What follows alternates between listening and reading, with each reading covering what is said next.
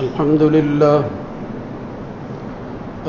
لله نحمده ونستعينه ونستغفره ونعوذ بالله من شرور أنفسنا ومن سيئات أعمالنا من يهده الله فلا مضل له ومن يضلل فلا هادي له وأشهد أن لا إله إلا الله وحده لا شريك له وأشهد أن محمدًا عبده ورسوله اللهم صل على محمد وعلى آل محمد كما صليت على إبراهيم وعلى آل إبراهيم في العالمين إنك حميد مجيد اللهم بارك على محمد وعلى آل محمد كما باركت على إبراهيم وعلى آل إبراهيم في العالمين إنك حميد مجيد أما بعد فإن خير الحديث كتاب الله وخير الهدى هدى محمد صلى الله عليه وآله وسلم وشر الأمور محدثاتها وكل محدثة بدعة وكل بدعة ضلالة وكل ضلالة في النار رب أعوذ بك من همزات الشياطين من همزه ونفخه ونفثه يا أيها الذين آمنوا اتقوا الله حق تقاته ولا تموتن إلا وأنتم مسلمون يا أيها الناس اتقوا ربكم الذي خلقكم من نفس واحدة وخلق منها زوجها وبث منهما رجالا كثيرا ونساء واتقوا الله الذي تساءلون به والأرحام إن الله كان عليكم رقيبا يا أيها الذين آمنوا اتقوا الله وقولوا قولا سديدا يصلح لكم أعمالكم ويغفر لكم ذنوبكم ومن يطع الله ورسوله فقد فاز فوزا عظيما رب اشرح لي صدري ويسر لي أمري واحلل عقدة من لساني يفقهوا قولي فأما من تاب وآمن وعمل صالحا فعسى أن يكون من المفلحين وربك يخلق ما يشاء ويختار ما كان لهم الخيرة سبحان الله وتعالى عما يشركون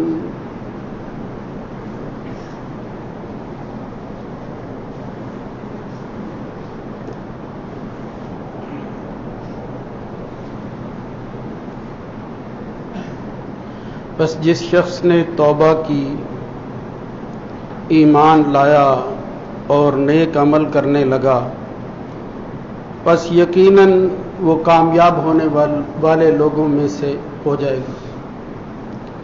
اور تیرا رب جو چاہتا ہے پیدا کرتا ہے اور جو چاہتا ہے وہ چن لیتا ہے، جس کو چاہتا ہے اختیار کر لیتا ہے۔ ان لوگوں کے لیے جو رب کے علاوہ ہیں کوئی اختیار نہیں ہے۔ پاک ہے اللہ تعالی اور بلند ہے ہر اس چیز سے جو وہ اس کے لیے شریک ٹھہراتے ہیں۔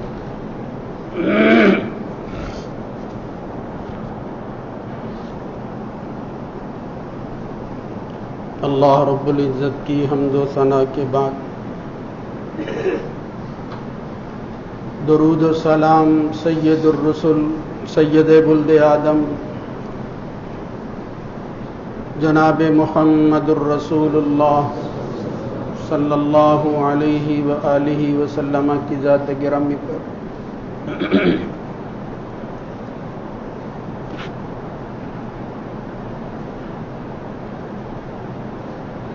اللہ رب العزت نے کائنات کی تخلیق کے بعد چیزوں کو ایک دوسرے پر برتری اور فضیلت عطا کی ہے۔ بہت سی چیزیں عام ہوتی ہیں لیکن نسبت اور تعلق کے بعد وہ ممتاز ہو جاتی ہیں، ان کا مقام، مرتبہ، درجہ وہ مختلف ہو جاتا ہے۔ سب گھر ہیں جہاں انسانوں کی آبادی ہوتی ہے، اور اسی جگہ ایک ایسا مقام بھی انہی طرح کی اینٹوں اور گارے اور سیمنٹ سے اور پتھروں سے بنا ہوا ہوتا ہے، جس گھر کو اللہ کا گھر کہا جاتا ہے اور مسجد کہتے ہیں۔ اور پھر کائنات میں ایک ایسا چھوٹا سا گھر یا ایک ایسا کوٹھا جو تمام تر جہان میں رہنے والے اللہ کے بندوں کی نگاہوں کا مرکز ہوتا ہے، اس کی طرف دیکھنا ہر مومن مسلمان کے لیے اس کے دل کی اور اس کی امیدوں کا سب سے بڑا مرکز ہوتا ہے۔ اس کی خواہشات میں ایک بڑا اہم مقام آتا ہے کہ وہ اس کی تکمیل کر لے، وہ اس کی خواہش پوری ہو جائے کہ وہ اپنی ان آنکھوں کے ساتھ اس کوٹھے کی زیارت کر سکے۔ اور اس کی وجہ کیا ہے کہ اس کی نسبت اس مالک کی طرف ہو گئی ہے کہ دنیا کے اندر کوئی ایسی جگہ، کوئی ایسا مقام نہیں ہے جس کو یہ کہا جا سکے کہ یہ اللہ کا کعبہ ہے، کعبۃ اللہ۔ ان فضیلت والی چیزوں میں سے سال کے جو 12 مہینے ہیں، ان میں کچھ مہینے اللہ رب العزت نے حرمت والے مہینے بنائے ہیں، جن کے اندر جہالت میں بھی اور اس کے بعد بھی پابندی تھی کہ آپ اس میں لڑائی نہیں کر سکتے، امن کا پیغام دینے والے مہینے تھے اور ان کو حرمت کے مہینے کہا جاتا تھا۔ صحیح بخاری کے اندر روایت آتی ہے، نبی کریم صلی اللہ علیہ وسلم نے فرمایا ان الزمان قد استدار کہیاتی، یہ زمانہ اسی طرح گھوم رہا ہے، یوم خلق اللہ السماوات والارض، اس دن سے جس دن سے اللہ نے آسمانوں اور زمین کو پیدا کر رکھا ہے، اسی طرح گھوم رہا ہے۔ السنۃ 12 شہرا، ایک سال میں 12 ہی مہینے ہوتے ہیں، منہا اربعۃ حرم، جن میں 4 وہ حرمت والے مہینے ہیں، ثلاث متوالیات، 4 میں سے 3 تو مسلسل آتے ہیں، ذو القعدۃ وذو الحجۃ والمحرم ورجب مضر الذی بین جمادی وشعبان، اور ایک مہینہ پھر رجب کا مہینہ ہے، بین جمادی و شعبان، شعبان اور جمادی ثانی کے درمیان جو ہے وہ پھر آتے ہیں۔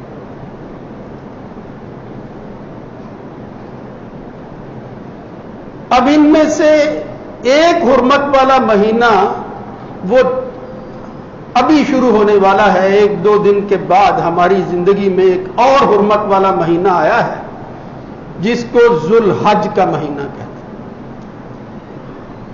عبادات کا وہ طویل سلسلہ جو رمضان کے مہینے سے شروع ہوتا ہے، یعنی بالخصوص جس میں کچھ چیزیں عام دنوں سے ہٹ کر مسلمان اور مومن جو ہے وہ پوری کرنے کی کوشش کرتا ہے، اور پھر اس کے اعمال کے اندر درجات اور ثواب میں اللہ تعالیٰ اتنا عظیم بدلہ عطا فرماتا ہے کہ عام دنوں میں وہ نصیب نہیں ہوتا۔ وہ رمضان کی راتیں، وہ لیلۃ القدر جس کی ایک ایک گھڑی غنیمت ہے مسلمان اور مومن کے لیے، تلاش کرتا پھرتا ہے کہ میں اس گھڑی کو پا لوں۔ پھر اس کے بعد جو ہے یہ اشہر حرم شروع ہو جاتا۔ اشہر حرم میں سے کہتے ہیں اشہر الحج، الحج اشہر معلومات فمن فرض فیہن الحج فلا رفث ولا، یعنی حج کے مہینے۔ مطلب کیا ہے کہ اگر کوئی شخص اس فریضے کو ادا کرنا چاہتا ہے، ان مہینوں میں احرام باندھے گا تو اس کے لیے حج ہوگا، ورنہ نہیں ہوگا۔ ان کے علاوہ وہ نفلی کام تو ہو سکتے ہیں، لیکن فریضے کی ادائیگی وہ الحج اشہر معلومات، معلوم مہینوں میں۔ تو یہ جو ذو الحج ہے اس میں سے بھی اس کے ابتدائی دن اتنے قیمتی دن ہیں، شیخ الاسلام ابن تیمیہ کے الفاظ میں کہ عشر ذی الحجہ تھی، یہ ذو الحجہ کا جو عشرہ ہے ایامھا افضل، اس کے دن جو ہیں وہ افضل ترین ہیں، اور رمضان کے مہینے کا جو آخری عشرہ ہے اس کی راتیں افضل ترین۔ یعنی کوئی شخص اگر یہ کہے کہ عشرہ تو رمضان میں بھی آتا ہے، یہ عشرہ جو ہے پھر ان کے درمیان تطبیق کیسے ہو سکتی ہے افضلیت اور پھر مقام اور مرتبے کے اعتبار سے، تو اس کو حل کیا ابن قیم کی طرح جناب شیخ الاسلام رحمت اللہ علیہ نے اپنی زبان کے اندر، جبکہ ان کی تائید میں، یا یوں سمجھ لیجئے کہ اس سے پہلے خود محمد الرسول اللہ صلی اللہ علیہ وآلہ وسلم نے ان 10 دنوں کی بڑی فضیلت بیان کی، اور پھر اس کی وجہ یہ تھی کہ قرآن مجید کے اندر اللہ نے آیات ایسی نازل کر دی کہ جن کی تفسیر اور تشریح کے اندر اہل علم بیان کرتے ہیں کہ اللہ نے یہ جن دنوں کا تذکرہ کیا ہے یہ عشرہ ذی الحج، یعنی حج کے ذو الحج کے ابتدائی 10 دنوں کی بات۔ سورہ حج میں آتا ہے لیشہدوا منافع لہم، یہ جو دور دراز سے اپنے اونٹوں کے ساتھ کمزور ہوں یا وہ طاقتور ہوں، پیدل چل کر ساری دنیا کے لوگ عمدے آتے ہیں مکہ کی اس سرزمین کی طرف کہ جس کی مناتی کی تھی جناب ابراہیم علیہ الصلوۃ والسلام نے، وَإِذْ بَوَّأْنَا لِإِبْرَاهِيمَ مَكَانَ الْبَيْتِ أَلَّا تُشْرِكْ بِي شَيْئًا وَطَهِّرْ بَيْتِيَ لِلطَّائِفِينَ وَأَذِّنْ فِي النَّاسِ بِالْحَجِّ يَأْتُوكَ رِجَالًا وَعَلَى كُلِّ ضَامِرٍ يَأْتِينَ مِنْ كُلِّ فَجٍّ عَمِيقٍ۔ دور دراز کے علاقے ہیں، کوئی بہت، وہ افریقہ کے دور دراز دنیا کے ممالک ہیں، لیکن ان کی خواہش ہوتی ہے کہ اڑ کر ہم وہاں پہنچ جائیں جہاں اللہ کا گھر موجود ہے۔ تو لیشہدوا منافع لہم کے بعد آتا ہے وَيَذْكُرُوا اسْمَ اللَّهِ، اللہ کے نام کی جو ہے وہ دہرائی کریں، ذکر کریں، دہراتے رہیں اس رب کا نام، زبان کے ساتھ ساتھ دل سے آواز نکلے کہ ہمارا خالق اور مالک صرف ایک اللہ ہے، اس کے علاوہ جہان میں کوئی اس لائق نہیں ہے کہ ہم اس کو اپنا پالن ہار سمجھ سکیں، اس کو مالک قرار دے سکیں، کوئی ایسا نہیں ہے۔ وَيَذْكُرُ اسْمَ اللَّهِ فِي أَيَّامٍ مَّعْلُومَاتٍ، تو یہ جو ایام معلومات ہیں ان کے متعلق صحابہ کے اقوال بھی ہیں، جس طرح عبداللہ ابن عباس رضی اللہ تعالیٰ عنہ کا قول بڑا مشہور ہے کہ وہ کہتے ہیں کہ یہ ایام معلومات جس میں ذکر کرنے کا حکم دیا گیا ہے وہ ایام العشر، وہ ذو الحجہ کے ابتدائی 10 دن ہیں۔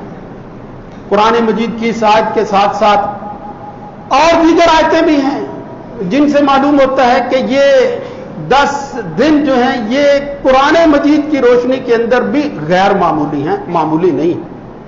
الحج اشہر معلومات کے حوالے سے ہی دیکھا جائے تو اس کے اندر یہ جو مہینے ہیں، صحیح بخاری کے اندر حضرت عبداللہ ابن عمر کا ایک قول لائے ہیں امام بخاری، تو وہ کہتے ہیں کہ اشہر الحج جو ہیں جن کو اللہ نے قرآن مجید میں ذکر کیا ہے ان میں وشوال وذوالقعدۃ وعشر ذی الحج، یعنی جس طرح وہ شوال کا مہینہ ہے، ذوالقعدہ کا مہینہ ہے، اسی طرح عشر من ذی الحج، حج کے ابتدائی 10 دن جو ہیں یہ بھی اشہر حج کہلاتے ہیں، یعنی ابتدائی 10 دن کے اندر۔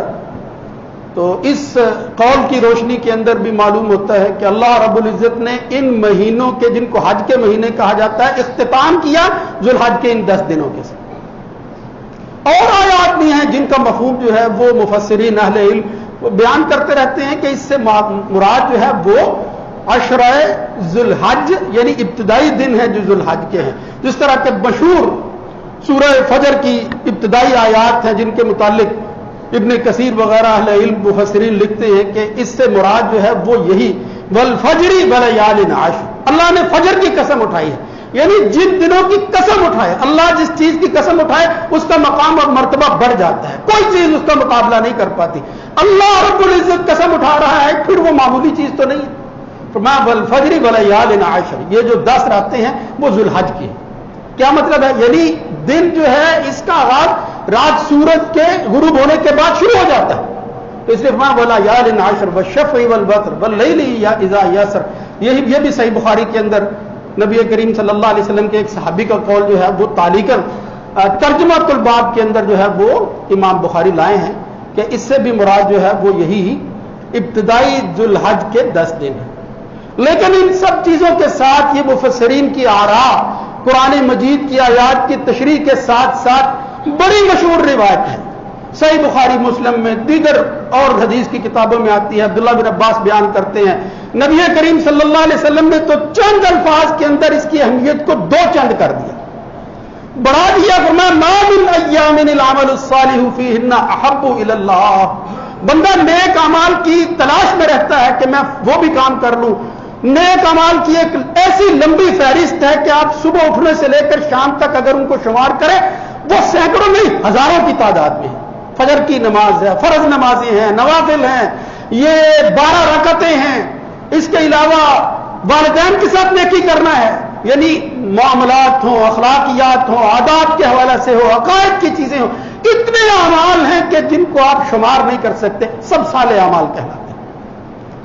اللہ رب العزت نے ان آیات میں جو بھی میں نے تلاوت کی یہی کہا کہ اصل کام یہ فَأَمَّا مَن تَابَ وَآمَنَ وَعَمِلَ صَالِحًا فَعَسَىٰ أَن يَكُونَ مِنَ الْمُفْلِحِينَ. کامیابی کا صرف ایک ہی راستہ ہے کہ جب بھی کوئی بڑا دن آئے تو اس سے پہلے اعتراف کرے اور عجز کے ساتھ جھک جائے اس رب کے سامنے کہ مالک میں تو کمزور تر ہوں, گناہوں سے بھرا ہوا ہوں, مگر تو غفور الرحیم ہے.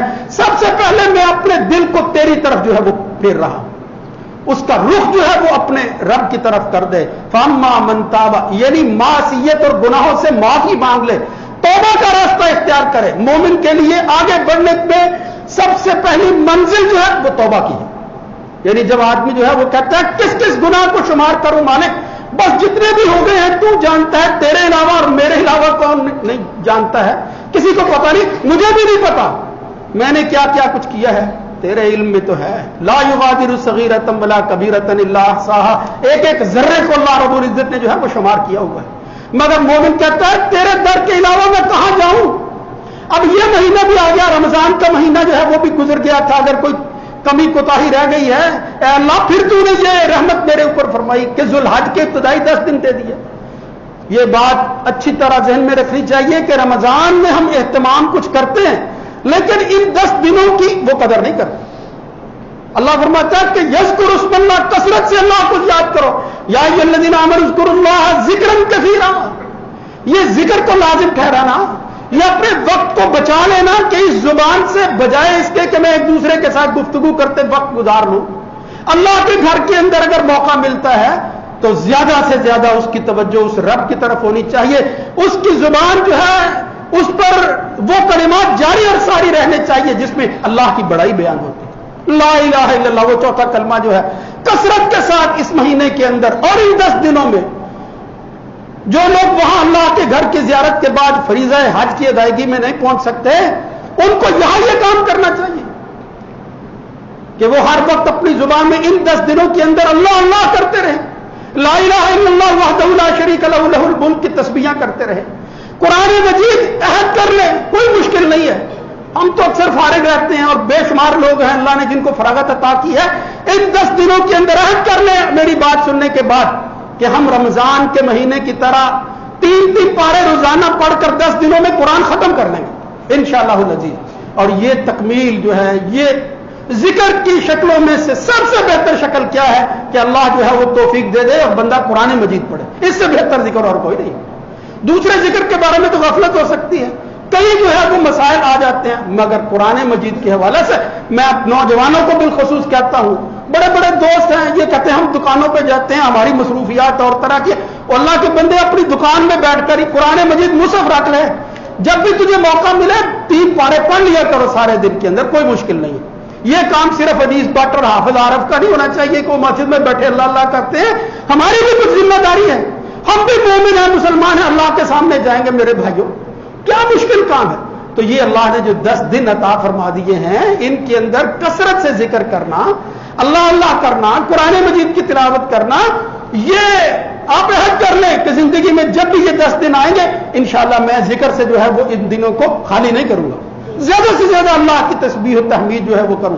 وہ روایت اگرچہ وہ اس طرح کی زیادہ مضبوط نہیں ہے, ورنہ مسند احمد میں آتا اکثروا فیہن من التہلیل والتکبیر والتحمید, یہ اللہ اللہ کرنا, سبحان اللہ پڑھنا, لا الہ الا اللہ کے ورد کرنا کثرت کے ساتھ ان میں ہونا چاہیے. اکثروا فیہ.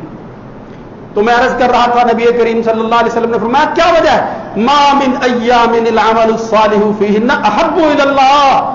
یہ نیک اعمال کو تو عام دنوں میں بندہ کرتا ہی ہے, لیکن اگر یہ ذوالحج کے ابتدائی 10 دنوں میں کرتا ہے, یہ کیے ہوئے اعمال اللہ کے ہاں اتنے معتبر ہو جاتے ہیں کہ ان سے بڑھ کر اللہ تعالیٰ کو کسی کے ساتھ جو ہے وہ محبت نہیں ہوتی. احب الی اللہ, سب سے زیادہ اللہ جن سے محبت کرتا ہے وہ ان 10 دنوں میں کیے ہوئے نیک اعمال ہیں, یہ نیکیاں ہیں. من هذه الايام العشر. صحابہ نے پوچھ لیا, دیکھو وہ تو شوق دیکھو ذرا ان کا, احسان کیا انہوں نے اس امت پر. پوچھ لیتے تھے قالوا ولا الجهاد في سبيل الله یا رسول اللہ, کیا اللہ کے راستے میں جہاد کے لیے میدان میں نکلنا اس سے بھی بڑھ کر جو ہے وہ عمل نہیں؟ فرمایا ہاں, یہ عمل اگر ان 10 دنوں میں کیا جائے تو وہ عام دنوں کی نسبت جہاد کی فضیلت میں اللہ کے ہاں زیادہ محبوب ہو جاتا ہے.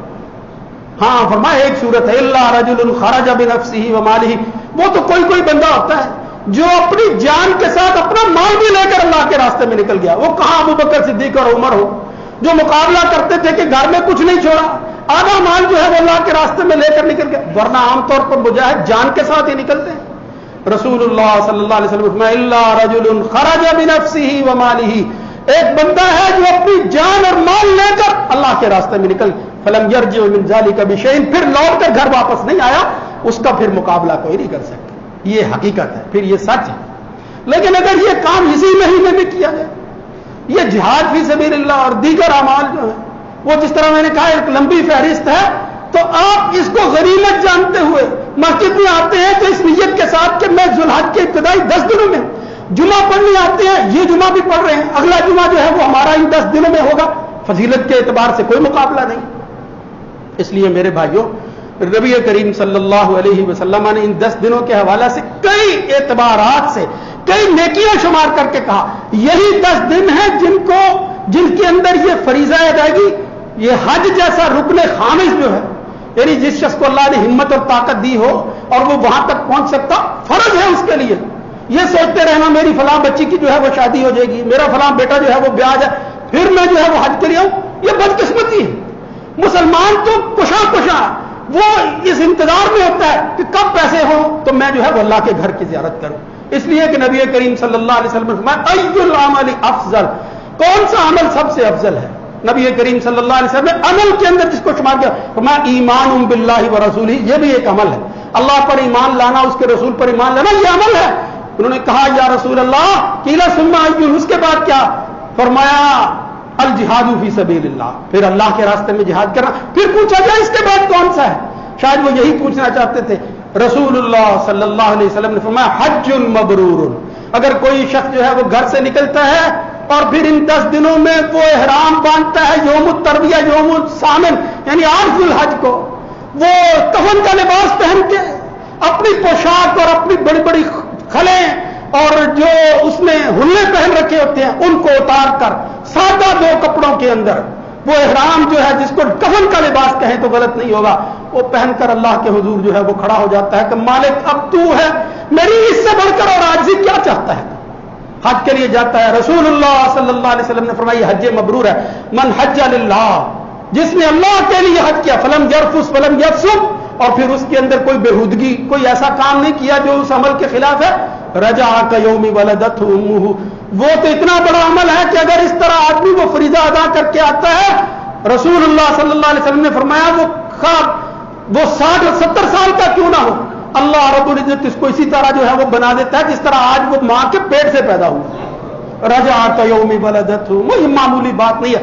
اور پھر اس کے اندر خاص طور پر وہ دن جب وہی لباس پہنے ہوئے ساری دنیا کے لوگ اکٹھے ہوتے ہیں. بدقسمتی ہے آپ لوگ نہیں جا رہے, کچھ لوگوں کو اجازت دی گئی ہے, ورنہ کئی لوگ جو ہے وہ خواہشیں لیے ہوئے بیچارے 2 سال سے انتظار کر رہے ہوں گے, مومن اور مسلمان. لیکن میرے بھائیوں یہ دیکھو اللہ کا کرم, ارادے مضبوط رکھو, نیت کرو کہ اس گھر کی زیارت کے لیے جانا ہے, میدان عرفات کے اندر اکٹھے ہونا ہے, اسی لباس کو پہنے ہوئے اللہ اللہ کرتے ہوئے لبیک یا لبیک لبیک کہتے ہوئے اللہم لبیک لا شریک لک لبیک. اللہ کے رسول کو نہیں کہتے لبیک یا رسول اللہ، اللہ کو پکار رہا ہے. سارا جان اکٹھا ہوتا ہے. محمد رسول اللہ صلی اللہ علیہ وسلم نے بھی وہاں آخری ذوالحج اپنے حج کے اندر جو یہ فریضہ ادا کیا تو اس میں کہا لبیک اللہم لبیک، یا اللہ تیرا ہی در ایسا ہے کہ جس میں حاضری لگوانا مومن کی سب سے بڑی خواہش ہوتی ہے. یا اللہ میرا نام رجسٹر میں درج کر لے. اللہ رب العزت پھر ان کے انعامات کو ان ہاتھ اٹھائے ہوئے لوگوں کو دیکھ کر فرشتوں کے سامنے کہتا ہے، کیا کہتا ہے؟ بَإِنَّهُ يَوْمِ عَرَفَةٍ بَإِنَّهُ لَيَدْنُو ثُمَّ يُبَاهِي بِهِمُ الْمَلَائِكَةُ. ایسے بیچاروں کو، یعنی جو بیچارگی اللہ کے سامنے دکھا رہے ہیں، ورنہ بڑے بڑے نام ہوتے ہیں. اس میدان کے اندر تو جاتا ہی وہ آدمی ہے جو پیسے والا ہے، مال والا ہے، جس کو اللہ تعالیٰ جو ہے یہ توفیق دیتا ہے. تو وہاں عاجز بن کر ہاتھ اٹھائے ہوئے اس لباس کے اندر جب وہ اللہ سے گڑ گڑا کر عاجزی سے درخواست کرتے ہوئے دعائیں مانگتے ہیں تو اللہ فرشتوں سے پوچھتا ہے ما اراد ہؤلاء، یہ بندے چاہتے کیا ہے؟ تو اللہ سے بڑھ کر کس کو معلوم ہے کہ کیا چاہتا ہے کوئی؟ لیکن ان کی شان کو بلند کرنے کے لیے کہتا ہے ان کو ہو کیا گیا ہے؟ یہ کیوں اپنے لباس سے بے لباس ہو کر یہی دو چادریں سادہ لباس پہن کر اس طرح جو ہے وہ عاجز ہو کر میرے سامنے آتے ہیں؟ لیدنو، میں ان کے ذرا قریب ہو کر تو دیکھوں. سبحان اللہ، اللہ کا قریب ہونا وہ اللہ ہی بہتر جانتا ہے وہ دنوب کیا ہے. ثم یباہی بہم الملائکہ، انہی فرشتوں کے سامنے کہتا ہے تم نے کہا تھا کہ آدم کو دنیا میں پیدا نہ کرنا، یہ فساد کرے گا. ما اراد ہؤلاء، یہ بندے اس میدان میں جو کچھ کر رہے ہیں اس کے بارے میں تمہاری کیا رائے؟ مجھے بتاؤ یہ کون لوگ ہیں؟ میرے بھائیوں بڑی خوش قسمتی ہے، اور یہ سب کچھ بھی، یہ عرفہ کا دن بھی اسی ذوالحج کے ابتدائی 10 دنوں میں آتا ہے. رسول اللہ صلی اللہ علیہ وسلم ایک تو وہ خوش نصیب ہیں جو وہاں پہنچ جاتے ہیں، جو وہاں نہیں پہنچ سکتے وہ کیا کریں؟ رسول اللہ صلی اللہ علیہ وسلم نے فرمایا صیام یوم عرفہ، اس عرفہ کے میدان کے علاوہ دنیا میں جہاں کہیں مسلمان موجود ہے وہ ایک دن کا روزہ رکھ لے. اس عرفہ کے دن کی نسبت سے جہاں کہیں جس ملک کے اندر 9 ذوالحج آئے وہ عرفہ کی یاد کے اندر ایک دن کا روزہ رکھ لے. احتسب علی اللہ ان یکفر السنۃ التي قبلہ والسنۃ التي بعدہ، ایک روزے کی وجہ سے اللہ رب العزت جو ہے پہلے ایک سال اور بعد کے ایک سال جو بھی زندگی میں آنے ہیں پتہ نہیں پورے ہونے ہیں یا نہیں، اللہ تعالیٰ صرف ایک روزے کی وجہ سے 2 سالوں کے گناہوں کو معاف فرما دے. کیا مشکل ہے یار. نبی کریم صلی اللہ علیہ وسلم نے پتہ نہیں اس میں کیا حکمت تھی، یہ 10 ذوالحج حالانکہ دیگر اعمال صالحہ کے ساتھ بندہ روزہ بھی رکھ سکتا ہے، لیکن حضرت عائشہ کہتی ہیں ما رأیت رسول اللہ صلی اللہ علیہ وسلم صائما فی العشر قط، میں نے کبھی ذوالحج کے ابتدائی دنوں میں رسول اللہ صلی اللہ علیہ وسلم کو روزہ رکھتے ہوئے نہیں دیکھا. کیا مطلب تھا؟ یعنی مسلسل روزے رکھے ہوں نبی کریم صلی اللہ علیہ وسلم، لیکن یوم عرفہ آپ تو وہاں پہنچے ہوئے تھے جب حج کیا، اس سال آپ نے روزہ نہیں رکھا. اور پھر قول موجود ہے، فرمان ہے نبی کریم صلی اللہ علیہ وسلم کا کہ ایک روزہ 2 سال کے گناہوں کی تلافی کر دیتا ہے. کوئی مشکل نہیں ہے، عہد کر لیں. گرمی ضرور ہے لیکن اس گرمی کے مقابلہ کے اندر اللہ کی مہربانی تو ذرا دیکھیں، یعنی صرف ایک دن اور 2 سال کے گناہوں کی معافی. اس لیے ان ذوالحج کے ابتدائی 10 دنوں میں یہ عرفہ کا دن بھی آتا ہے. اس کی فضیلت کے اندر یہ جو میں نے روایت پیش کی ہے اس کے علاوہ بھی بے شمار روایتیں آتی ہیں. نبی کریم صلی اللہ علیہ وسلم نے فرمایا ہماری عید کے دن جو ہے وہ کون کون سے ہیں؟ فرمایا ان میں سے ایک یہ عرفہ کا دن بھی، یوم عرفہ، یوم النحر، ایام التشریق، کلھا جو ہے عیدنا اہل الاسلام، یہ ہماری اہل اسلام کی عید ہے. ایام اکل بشرب، اللہ تعالیٰ کھانے پینے کے لیے پہلے دنوں کے مقابلے میں اس میں زیادہ عطا فرماتا ہے. رسول اللہ صلی اللہ علیہ وسلم نے اس مہینے اور ذوالحج کے ابتدائی 10 دنوں کے حوالے سے بے شمار اور چیزیں بھی بیان کی ہیں جن کی تفصیل جو ہے وہ یہاں ممکن نہیں ہے وقت کی وجہ سے، تو اس کی تفصیل میں دوسرے ذریعے سے انشاءاللہ آپ تک پہنچانے کی کوشش کروں گا. اللہ رب العزت سے دعا فرمائیں کہ یا اللہ زندگی کے اندر یہ جو قیمتی دن آ رہے ہیں ان کی قدر کرنے کی توفیق نصیب فرما. یا اللہ ہمارے گھروں کے اندر ہماری اولاد، ہماری بیویاں، ہماری مائیں، بہنیں، بیٹیاں وہ بھی گھروں کے اندر رمضان کی طرح قرآن کھول کر بیٹھ جائیں، اللہ کا ذکر کریں، ان کو بھی احساس ہو وہ صرف جو ہے وہ کپڑا ہی نہ تیار کرتی رہیں، ان کو گھر میں جا کر آج بتاؤ میرا یہ پیغام، یہ میرا نہیں ہے، یہ اللہ اور اس کے رسول کا پیغام. مان لو یہ فضیلت والے دن جو ہیں وہ آئے ہیں، آ رہے ہیں اور گزر جائیں گے. اگر کوئی کسی کی قدر نہیں کرتا، وہ قابل قدر چیز ہو تو نقصان اس کا ہوتا ہے جو قدر نہیں کرتا، ورنہ وہ تو اپنی قدر جو ہے وہ موجود رکھتا ہے، اس میں کمی نہیں ہوتی. اس لیے اس قدر کو اپنے نصیب اور حصے میں کرنے کے لیے ان اعمال کی انجام دہی میں ہمہ گوش ہو کر دوسرے کاموں سے ذرا الگ ہو کر اللہ کے ذکر کے اندر اور نیکی کے کاموں کے اندر جو ہے وہ مشغول ہوں. اللہ رب العزت ہمارے اعمال کو قبول و منظور فرمائے. اور اس کے علاوہ جو کرنے والے کام ہیں ان میں سے ایک ضروری کام میں اس کی طرف بھی اشارہ کر دوں کہ اگر کسی نے قربانی کا ارادہ کیا ہے, اللہ رب العزت سب کو قربانیاں عطا فرمائے. اللہ کے لیے کوئی مشکل نہیں ہے. اللہ جو ہے وہ جب دینے والا ہاتھ بنا سکتا ہے تو اللہ تعالیٰ گھروں کے اندر یہ اس شعار اسلام پر عمل کرنے کی توفیق بھی دے سکتا ہے. یا اللہ سب کو توفیق عنایت فرما. فرمایا اگر کوئی شخص جو ہے وہ ارادہ کرنا قربانی کا ارادہ ہے, اس کا قربانی کرنا چاہتا ہے تو پھر کچھ پابندیاں ہیں. یعنی یہ اسلام پابندیوں ہی کا تو نام ہے. اللہ یہ دیکھنا چاہتا ہے بندہ مانتا ہے یا نہیں, بس یہی دیکھنا چاہتا ہے. اگر وہ وہاں پہنچے ہوئے ہیں تو ان کی اقتدار کے اندر رسول اللہ صلی اللہ علیہ وسلم اذا اراد احدکم ان یضحی فلا یمس من شعره وبشره شیئا, اپنے جسم کی کوئی چیز ناخن ہے, بال ہے, ان 10 دنوں کے اندر نہ اتاریں, الگ نہ کریں, پہلے جو ہے وہ سوار لیں, ان 10 دنوں میں نہ کریں حتی یضحی, یہاں تک کہ قربانی کر لیں. یہ بھی مسئلہ سمجھنا چاہیے, یہ صرف عید کی بات نہیں ہے. 10 دن جو ہے وہ احتیاط کرتے ہیں, پھر قربانی جو ہے وہ بھی اگلے دن کرنی ہوتی ہے, پہلے ہی جو ہے وہ اپنی حجامت وغیرہ بنا لیتے ہیں. یہ ٹھیک نہیں ہے. جب آپ قربانی کر لیں تو قربانی کرنے کے بعد جو ہے وہ اپنے ناخن اور بال جو ہے وہ اتاریں. صحیح بات یہی ہے. اللہ تعالیٰ سمجھنے کی توفیق دے. اقول قولی ھذا استغفر اللہ لی ولکم. حاجی اشرف